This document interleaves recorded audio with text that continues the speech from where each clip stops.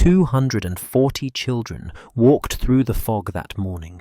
Laughter, lunch boxes, the hymn, all things bright and beautiful, echoing through assembly. Within 90 minutes, 116 of them would be dead, crushed, suffocated, buried alive under 100,000 tons of coal waste that moved faster than anyone could run. The mountain had been warned about, officially, repeatedly, in writing. But what happened that October morning in Wales wasn't an accident. It was murder by bureaucracy, a slow-motion catastrophe that unfolded over decades while men in suits looked the other way. This is the story of how ignorance, arrogance, and institutional cowardice killed a generation. October 21st, 1966. 9:15 a.m. Pantglas Junior School, Aberfan, Wales. The National Coal Board had known for years that the coal tip above the village was unstable. They had documentation of water springs beneath it, marked on maps since 1874. They had records of previous slides in 1944 and 1963. Local officials had written letters, villagers had complained, engineers had warned. Instead of acting, the board did nothing. Meanwhile, 7 spoil tips loomed over Aberfan like malignant tumors on the mountainside. Tip number 7 stood 500 feet above the village, 111 feet high, containing nearly 300,000 cubic yards of mining waste, loose rock, shale, coal slurry, all of it piled directly on top of underground springs that everyone knew were there.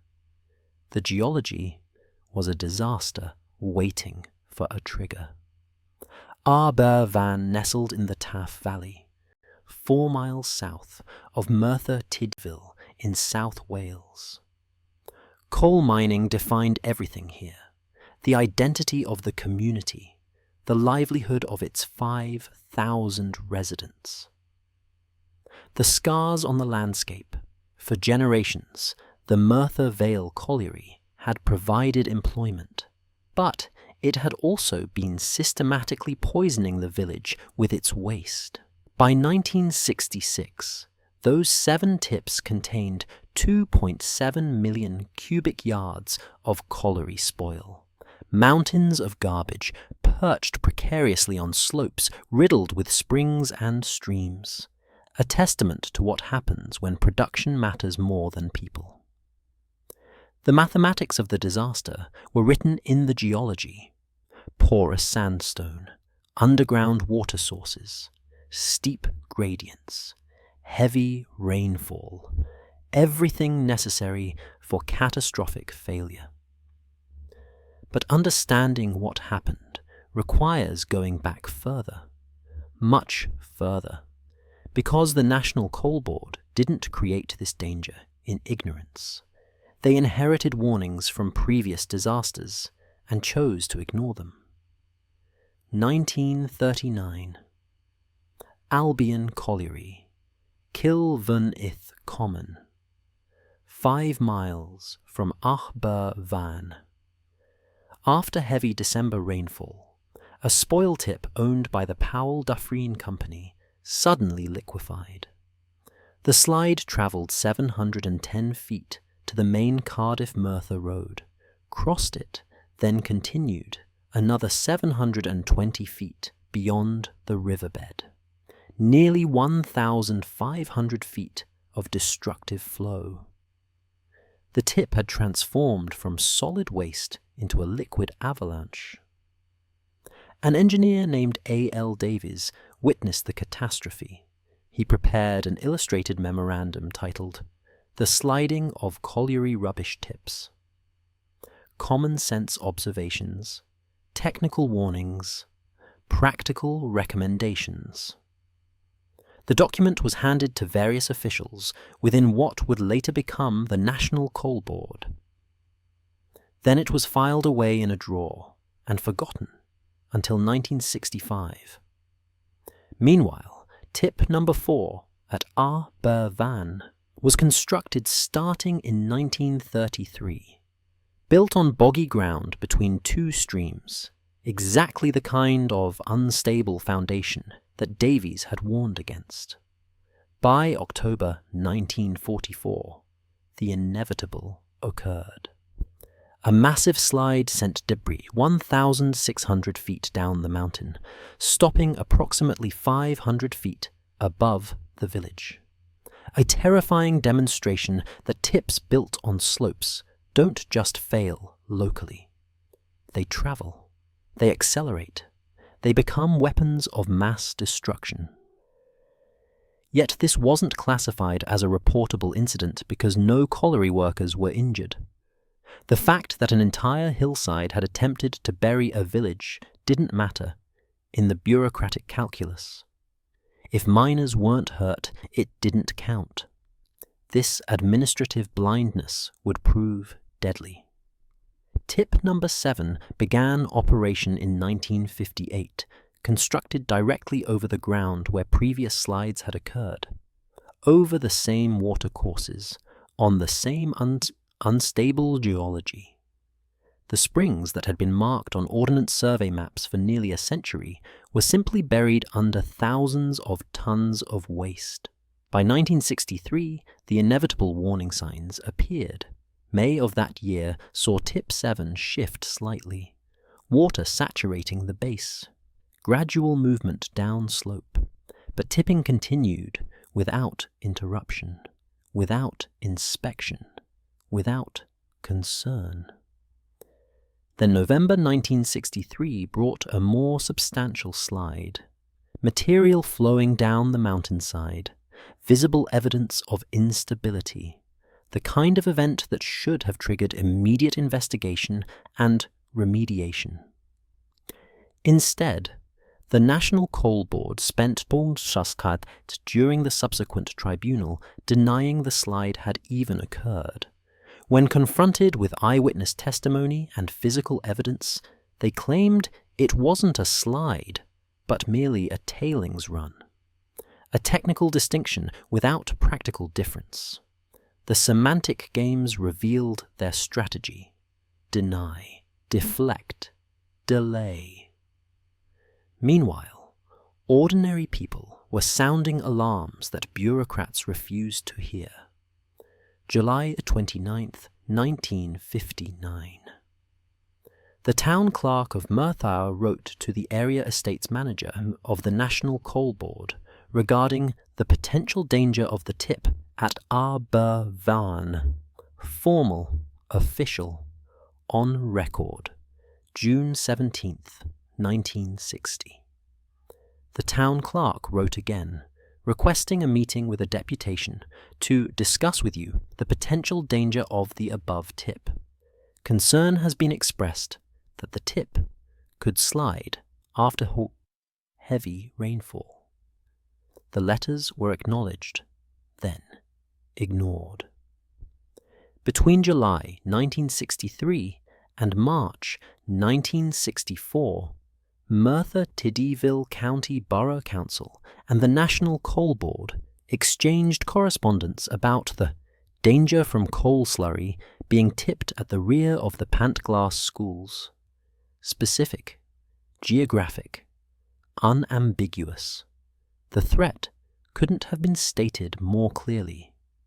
Early 1965 saw meetings between the council and the NCB.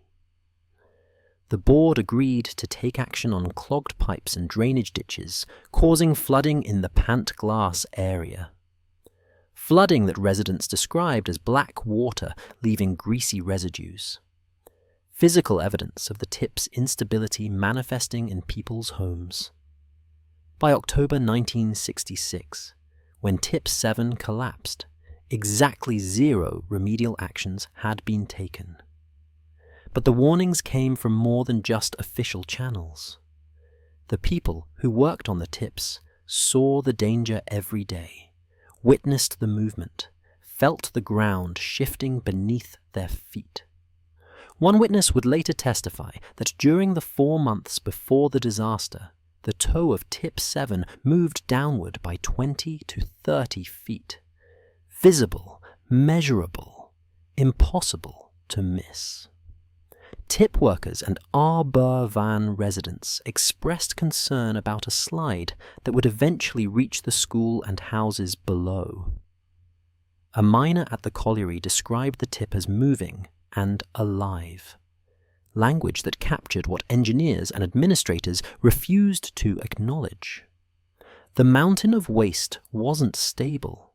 It was a living threat. Meanwhile, the region's weather was conspiring with the geology to create perfect conditions for catastrophe. Aberfan sits in an area of high rainfall, an average of 60 inches per year. 1960 saw 70.5 inches, the heaviest of recent years. Between 1952 and 1965, severe flooding occurred in the Pantglas area at least 11 times. Each flood deposited more water into the already saturated tip. Each rainfall increased the internal pressure. The springs beneath Tip 7 continued flowing, turning solid waste into an increasingly unstable slurry. Water pressure building, structural integrity declining, the countdown to disaster accelerating with every storm. Yet the National Coal Board's leadership remained either ignorant or indifferent to the threat looming over Aberfan. The organizational structure virtually guaranteed catastrophic failure through bureaucratic dysfunction. The area civil engineer and area mechanical engineer were supposedly responsible for tip safety. In reality, they were at war with each other. Territorial disputes, unclear responsibilities, neither inspecting the tips despite their theoretical oversight. The chief engineer for the Southwestern Division had responsibility for tip management and control. He failed to question why there was no tipping policy, failed to introduce relevant procedures, failed to review the inadequate system already in place. The production director for the Southwestern Division was aware of previous slides in Welsh coalfields, aware of the potential for danger. Yet, he hadn't visited Merthyr Vale since 1960, and claimed he hadn't heard about the 1963 slide at the very location under his jurisdiction. This ignorance wasn't accidental, it was structural. The National Coal Board had no tipping policy, no safety standards, no inspection protocols, no guidelines for site investigation, no procedures for dealing with water springs or unstable geology. The organization was following in the footsteps of their predecessors, continuing practices that had already caused multiple disasters. Neither Her Majesty's Inspectorate of Mines and Quarries nor legislation provided guidance, because no laws existed in Britain governing the safety of spoil tips. This vacuum of regulation and accountability created conditions where disaster wasn't just possible, but inevitable. October 20th, 1966, the night before catastrophe. Heavy rain had fallen for weeks. The ground was saturated beyond capacity. Water pressure beneath Tip 7 had reached critical levels. The porous sandstone could no longer absorb moisture. Underground springs had nowhere to flow except up through the waste above. Overnight, water continued infiltrating the tip, transforming solid material into slurry, reducing friction between particles, creating internal pressures that exceeded the structural capacity of the waste pile. Physics was preparing to demonstrate what bureaucratic indifference had set in motion. Friday morning, October the 21st, 9:00 a.m. 240 children arrived at Pantglas Junior School, ages 7 to 10, the last day before half-term holiday. Anticipation of the break ahead, normal rhythms of a Friday morning in a mining village. Assembly began, young voices singing all things bright and beautiful, teachers organizing, students settling into their classrooms, mathematics lessons starting, the mundane routines that define childhood in any community. 9:13 a.m. Tipping gang worker Leslie Davies was in the cabin at the top of Tip 7 when his colleague, Mr. Brown, shouted. Davies later testified about what happened next. When he shouted, we all got to the top of the tip, and all, I can tell you, it was going down at a hell of a speed in waves. Brown had been watching the tip when the impossible occurred. The depression at the top began filling with material, flowing back upward. Slowly at first, then faster, rising out of the depression and transforming into a wave, turning itself into something that defied normal physics. The tip hadn't just failed, it had liquefied.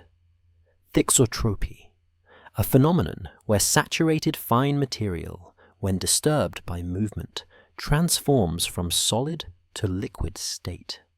The entire mass of Tip 7, 100,000 tons of coal waste, had become a fluid avalanche traveling at devastating speed. Brown shouted.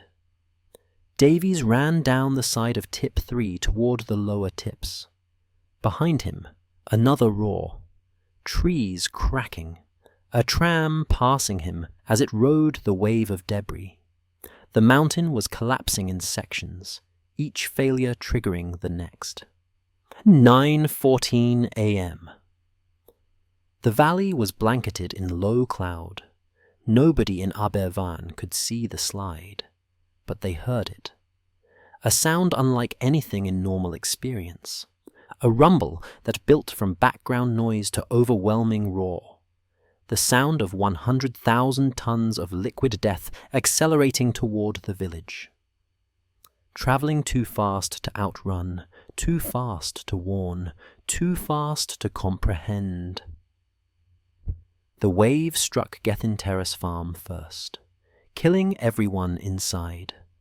The family had no chance to react, no time to flee.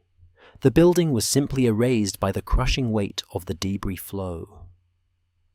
Then the slide crossed a canal, jumped the embankment of a disused railway line, continued downslope without losing momentum, fluid dynamics propelling the mass forward with devastating efficiency. 9:15 a.m. The wave hit Pantglass Junior School. 109 children and 5 teachers died almost instantly, crushed by the impact, suffocated by coal waste that poured through windows and doors and walls that dissolved under the pressure.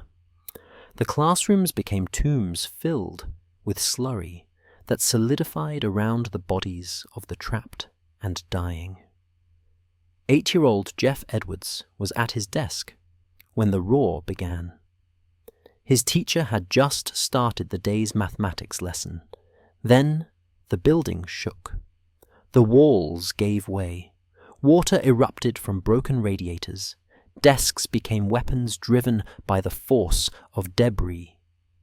Edward's right foot stuck in the radiator, his desk pinned against his stomach. A girl's head rested on his left shoulder. She was dead. Around him, classmates cried out, trapped, suffocating, running out of air beneath the crushing weight of coal waste.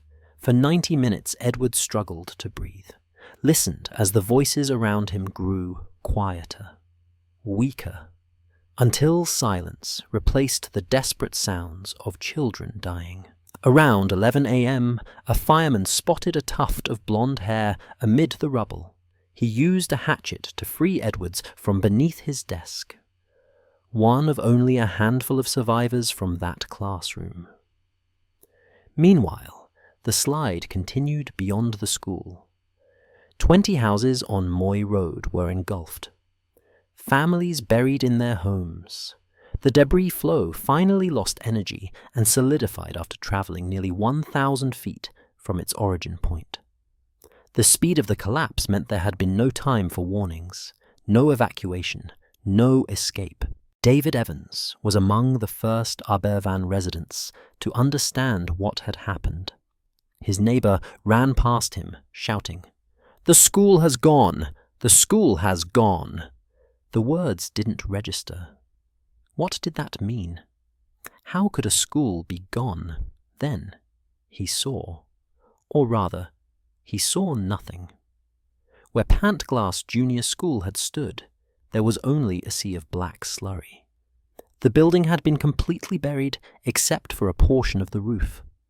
The mountain had come down and swallowed the future of Aberfan. 9:45 am. Emergency calls had been made. Police, fire services, ambulances, but also something else. Something that would define the response. Miners from Merthyr Vale Colliery had heard about the disaster. Without waiting for official instructions, they abandoned their shifts and came to dig.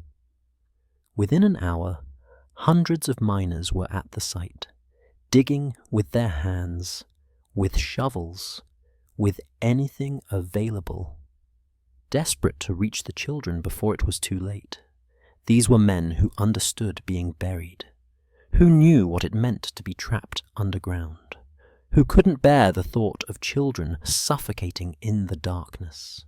But the coal waste that had flowed like liquid now solidified like concrete. Every shovel of material removed was replaced by more sliding down from above. The rescuers worked in constant danger of additional slides. Broken water mains flooded the site. The physics of the disaster continued to work against survival. By midday, the enormity of the catastrophe was becoming clear. This wasn't a rescue operation. It was body recovery. The coal waste had solidified too quickly. The impact had been too violent. The suffocation too swift. Rescuers worked with desperate intensity despite knowing the odds. Each child pulled from the debris represented hope, even as the growing line of small bodies told the truth. The mathematics were brutal. 240 children in the school. Each passing hour reducing the chance of finding anyone alive. Television cameras arrived. Britain was witnessing its first live broadcast disaster. Previously, tragedy had come in newspapers and radio reports, sanitized by time and distance. Now, grief unfolded in real time on screens across the nation. Images of small bodies being carried from the ruins. Rows of coffins being prepared with horrifying efficiency. Parents waiting desperately for news that most would never receive. The reporters struggled to find words adequate to the horror. How do you describe a generation buried alive? How do you capture the sound of parents learning their children are dead? How do you convey the magnitude of loss that transforms a community into a memorial? The grief was national, but the guilt belonged to specific institutions and individuals. Meanwhile, the National Coal Board was already preparing its defense strategy. Damage control meetings, legal consultations, public relations considerations. The same organization that had failed to prevent the disaster now focused on preventing accountability. October the 22nd, the day after. 5 children were buried in the first funerals, small coffins lowered into the ground while the nation watched. Parents collapsed under the weight of a all that no human should have to carry. October the 27th, the mass funeral. 81 children and 1 woman buried together, in two 80-foot-long trenches at Bryn Taf Cemetery. 10,000 people attended. The cemetery transformed into a landscape of identical white arches, marking the graves of children who died on the same morning, in the same place, from the same institutional negligence. October 28th. The last victim was recovered. 1 week after the slide. It had taken 7 days to excavate through the solidified waste because of the sheer quantity and consistency of the material. The coal slurry had accomplished what the National Coal Board had failed to prevent. It had transformed an entire generation into a statistic. 144 people dead. 116 of them children. Half the youth of Aberfan. An entire classroom generation erased. October the 29th. Queen Elizabeth and the Duke of Edinburgh visited Aberfan, the monarchy paying respects to a loss that transcended class and politics. Their arrival coincided with the end of the main rescue phase.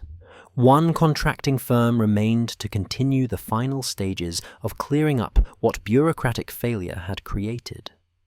Meanwhile, the National Coal Board was preparing its defence. Lord Robbins, chairman of the NCB, had learned of the disaster on October 21st.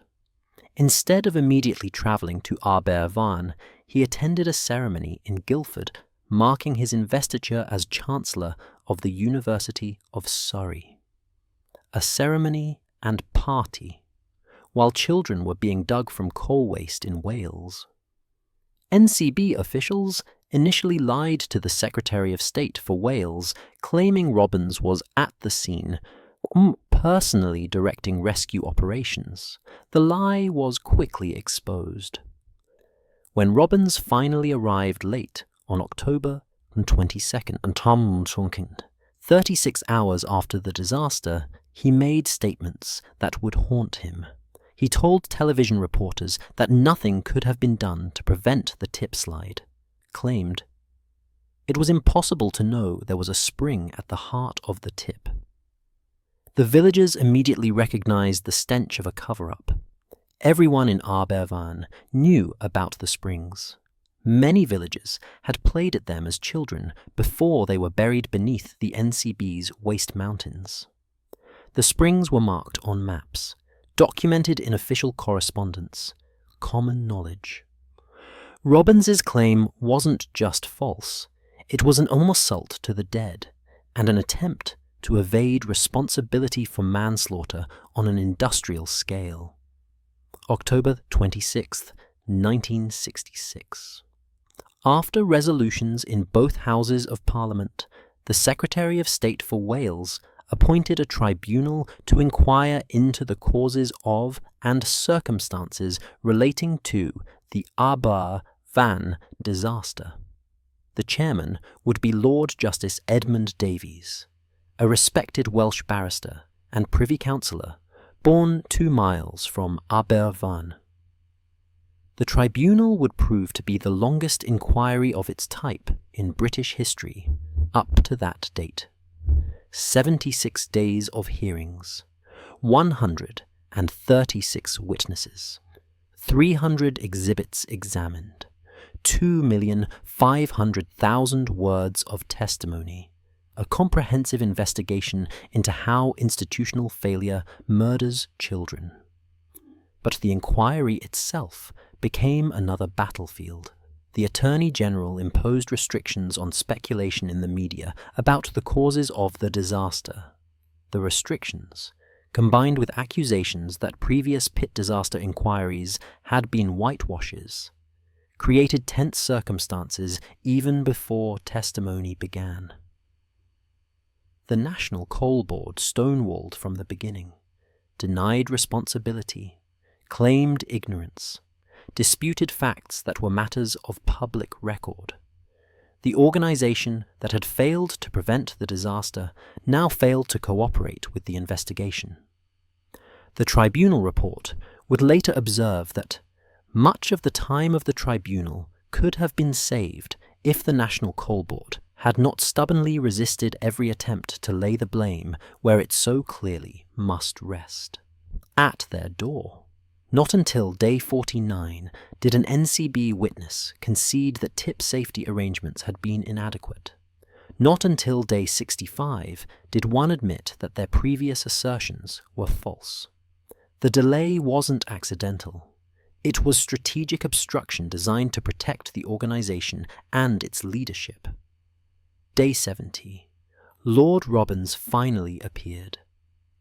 Instead of testifying early when his knowledge would have been relevant, Robbins had spent months reading the daily transcript of evidence. He arrived fully briefed and prepared to defend the organization he led. Under cross-examination, he demonstrated knowledge he couldn't have possessed on October 21st. Desmond Ackner, the QC, representing the villagers, tore into Robbins with surgical precision, accused him of acting as if the NCB bore no more blameworthy connection than, say, the Gas Board, Day 74. The closing speech of counsel for the board.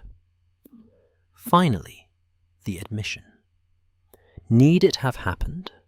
There is a very short answer to that one. It need not have happened, and should not have happened, if proper site investigations had been carried out beforehand. The failure to have any site investigations beforehand must be attributed to lack of instructions from the Coal Board. The defence had collapsed. But only after 74 days of obstruction and denial, only after forcing bereaved parents to sit through months of bureaucratic evasion. The NCB's behaviour during the inquiry was almost as damning as their behaviour before the disaster. April the 28th, 1967. The tribunal retired to consider its verdict after completing the longest inquiry of its kind in British history. The evidence was overwhelming, the responsibility undeniable, the culpability crystal clear. August 3rd, 1967. The tribunal report was published. 131 pages of devastating findings, unsparing, passionate, strangely poetic in places. A document that would stand as a monument to institutional failure and bureaucratic homicide. The opening statement set the tone. Our strong and unanimous view is that the Aberfan disaster could and should have been prevented. The report continued. The Aberfan disaster is a terrifying tale of bungling ineptitude by many men charged with tasks for which they were totally unfitted, of failure to heed clear warnings, and of total lack of direction from above. Not villains, but decent men, led astray by foolishness or by ignorance, or by both in combination, are responsible for what happened at Aberfan. The legal conclusion was equally unambiguous.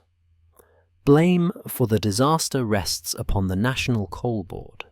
This blame is shared, though in varying degrees, among the National Coal Board headquarters, the South Western Divisional Board, and certain individuals.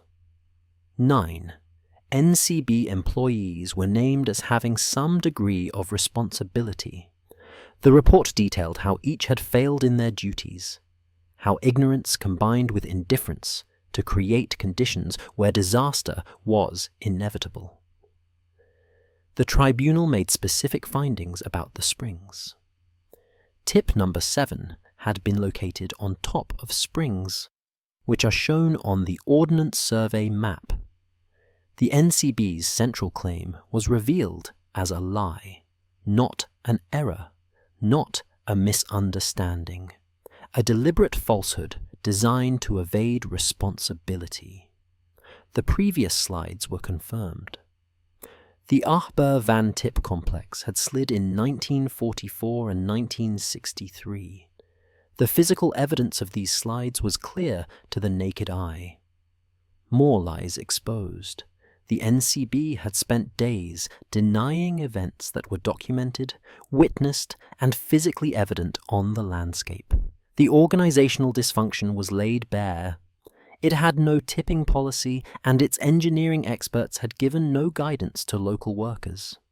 The area civil and mechanical engineers were at war. A damning indictment of institutional chaos. The organization responsible for managing deadly hazards had no procedures, no standards, no coordination, no competence. The report detailed the specific failures of named individuals. The area mechanical engineer who claimed to have inspected the tips but provided no evidence. The chief engineer who never questioned the absence of a tipping policy. The production director who hadn't visited the site in 6 years. The group mechanical engineer who was aware of previous slides but did nothing. Each failure was catalogued, each evasion documented, each lie exposed. The tribunal's report was a comprehensive indictment of systematic negligence at every level of the organization. The report included 76 recommendations for preventing future disasters, new legislation mandating tip inspections, requirements for geological surveys before siting spoil heaps, training for personnel managing tips, regular monitoring of tip stability, emergency response planning, everything that should have been standard practice before 144 people died. But recommendations don't bring back the dead. Reforms don't undo the trauma. Legislation doesn't erase the grief. The people of Aberfan paid for these improvements with the lives of their children. The report's conclusion was unflinching. The disaster could and should have been prevented. The legal liability of the National Coal Board to pay compensation for the personal injuries, fatal or otherwise, and damage to property is incontestable and uncontested. Incontestable, uncontested. Words that should have meant prosecutions, penalties, accountability. Instead, they meant nothing. The aftermath of the tribunal report revealed another dimension of institutional failure. Despite the unequivocal findings of responsibility, not a single person was prosecuted. Not one individual faced criminal charges. No one was demoted. No one was fired. One notably unsatisfactory witness had been promoted by the time Parliament debated the report. The organization that killed 116 children through negligence faced no meaningful consequences. Lord Robbins offered his resignation to the Minister of Power, Richard Marsh, a theatrical gesture designed to appear honourable, while betting correctly that it would be refused. The offer came with 10 days' notice, after Robbins had reviewed the tribunal report in his capacity as a Privy Councillor. He knew exactly what was coming and had time to orchestrate his defence. Robbins had a combative relationship with the government. Several cabinet ministers argued strongly that he should go. The evidence of his failures was overwhelming. His lies to the tribunal were documented. His absence from Aberfan for 36 hours after the disaster was inexcusable. His subsequent obstruction of the inquiry was damning. But other considerations prevailed. Robbins was taking the coal industry through a period of painful contraction without big strikes. He had support within the coal industry and the union movement. His political utility outweighed the deaths of 144 people in a Welsh village. Prime Minister Harold Wilson and Minister Marsh refused the resignation. The calculation was explicit. Industrial relations mattered more than accountability. Labour peace mattered more than justice. The convenience of keeping Robbins in place mattered more than the lives he had failed to protect. This wasn't an aberration. It was policy. The same logic that allowed the tips to be built on springs now protected the man responsible from consequences. Institutional continuity trumped moral responsibility. The system protected itself at the expense of the victims. His utility to industrial policy outweighed the deaths of 144 people in a Welsh village. The government refused his resignation. Robbins remained in position, continuing to lead the organization that had killed a generation through negligence. The National Coal Board continued without meaningful reform, its leadership intact, its culture unchanged. But the financial aftermath revealed an even more grotesque dimension of the institutional failure. The Aberfan Disaster Memorial Fund was established on the day of the tragedy. Within months, it received nearly 88,000 contributions, totaling £1,750,000, a staggering sum for 1966. The public outpouring of sympathy translated into financial support for the bereaved families and the devastated community. The National Coal Board initially offered £50 per victim as compensation. £50 for a dead child. The insulting offer was increased to £500 after public outrage. Even this pittance came with conditions and legal complications designed to minimize the board's liability. But the truly obscene development came next. The remaining spoil tips above Aberfan posed an ongoing threat. They needed to be removed to prevent future disasters. The cost was estimated at hundreds of thousands of pounds. The National Coal Board, despite being legally and morally responsible for the disaster, refused to use its own funds for the removal. Instead, the government and the NCB appropriated £150,000 from the Aberfan Disaster Memorial Fund, money donated by the public to help bereaved families, money given in sympathy and solidarity, stolen to pay for cleaning up the NCB's mess. The mechanics of the theft were bureaucratic, but the result was straightforward robbery. The government argued that the tips needed to be removed for public safety. True. The NCB argued it couldn't afford the full cost. Also true, though irrelevant given their responsibility. Together, they decided the solution was taking money from the victims. The families who had already lost everything now faced a second violation. Parents who had buried their children watched helplessly as the fund meant to support them was raided to remove the very tips that should never have been built.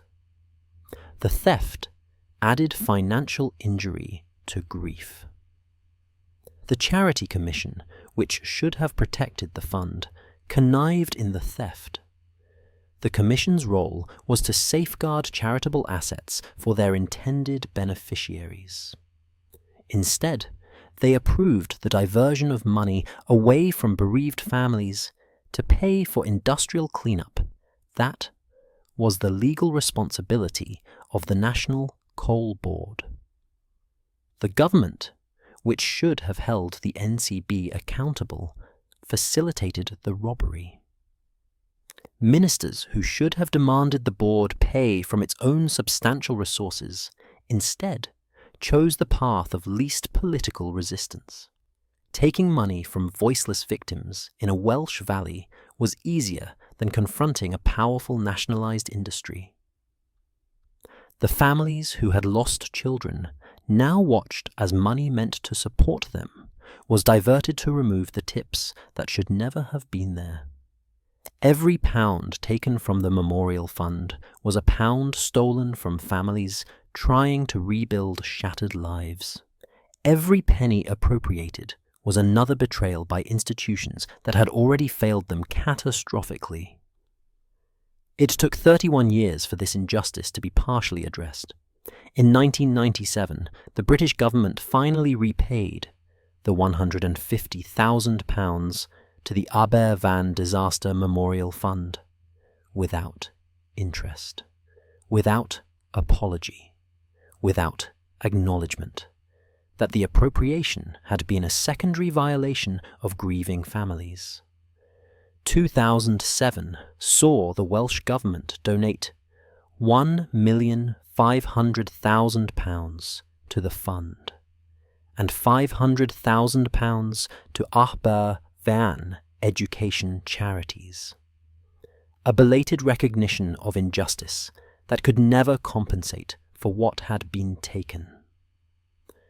The physical transformation of Aberfan happened slowly. The remaining tips were eventually removed, the landscape partially restored. The white arches in Bryn Taf Cemetery remain as permanent reminders of October 21st, 1966. But the psychological scars never heal. Survivors live with trauma that colours every aspect of their lives. Parents who lost children carry grief that doesn't diminish with time. A community that lost its future struggles with an absence that can't be filled.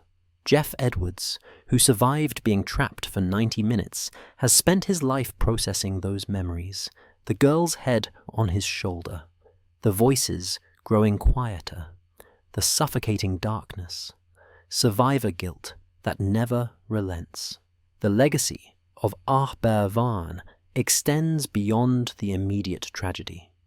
The disaster forced changes in British law and regulation.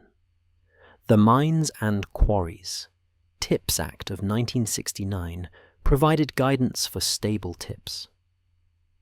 The Mines and Quarries Tips Regulations of 1971 detailed construction and inspection requirements. This legislation stood without amendment until both were replaced by the Mines Regulations of 2014, which retained the provisions relating to tip stability. The 144 people who died in Aberfan forced reforms that should have existed decades earlier. But the broader lessons remain unlearned. Corporate negligence still kills. Regulatory capture still protects institutions over people. The gap between stated policy and actual practice still enables preventable disasters. The same bureaucratic dynamics that murdered 116 children continue operating in different contexts, different industries, different countries. Organizations still prioritize short-term convenience over long-term safety. Warnings still get ignored when acting on them would be expensive or inconvenient. Accountability still gets evaded through layers of bureaucracy designed to diffuse responsibility. The lessons of Aberfan are written in the graves of children, yet institutions continue making the same choices. What happened in Aberfan wasn't unique. It was merely more visible than usual. The same dynamics play out constantly in different industries, different contexts, different countries. Warnings ignored. Costs prioritized over safety. Accountability evaded. The mechanisms that killed 116 children in Wales operate everywhere that institutions prioritize their own interests over human welfare. The National Coal Board knew the tips were dangerous. They had documentation proving it. They had previous disasters demonstrating it. They had official letters warning about it. They chose production over safety, convenience over prudence, bureaucratic inertia over moral responsibility. And when their negligence murdered 116 children, they lied about it, obstructed the investigation, evaded accountability, stole from the bereaved families, then continued operating without meaningful consequences. This is what institutional evil looks like. Not cartoonish villains twirling moustaches, but decent men making indecent choices. Bureaucrats prioritizing organizational reputation over human lives. Administrators who couldn't be bothered to inspect the weapons they had built on the mountainside. The banality of the evil makes it more dangerous, not less. Villains can be identified and opposed, but systems that kill through negligence operate in plain sight, protected by the appearance of normalcy. The men who built Tips on Springs weren't monsters. They were following standard procedures, operating within established norms, making decisions that seemed reasonable within their institutional context. That's precisely why they were so dangerous. Evil that presents itself as evil can be recognized and resisted. Evil that hides behind bureaucratic normalcy, that cloaks itself in procedural justifications, that operates through institutional inertia rather than active malice, that kills through convenient neglect rather than deliberate action. This evil is harder to see, harder to fight, harder to prevent. The National Coal Board didn't set out to murder 116 children. They simply couldn't be bothered to prevent it. The distinction matters less to the dead than to our understanding of how such catastrophes occur and recur. The Aberfan disaster could have been prevented at dozens of decision points if the tips hadn't been built on springs, if the 1944 slide had been properly investigated, if the 1963 movement had triggered inspection. If the letters from local officials had been taken seriously, if anyone with power had looked at the mountain and asked whether convenience was worth the risk. Instead, 240 children walked into school on October 21st, 1966. 116 of them never walked out. The mountain that was supposed to be safe buried the school, just as the warnings had predicted, just as the geology had guaranteed, just as bureaucratic indifference had ensured. They said the mountain was safe. They lied.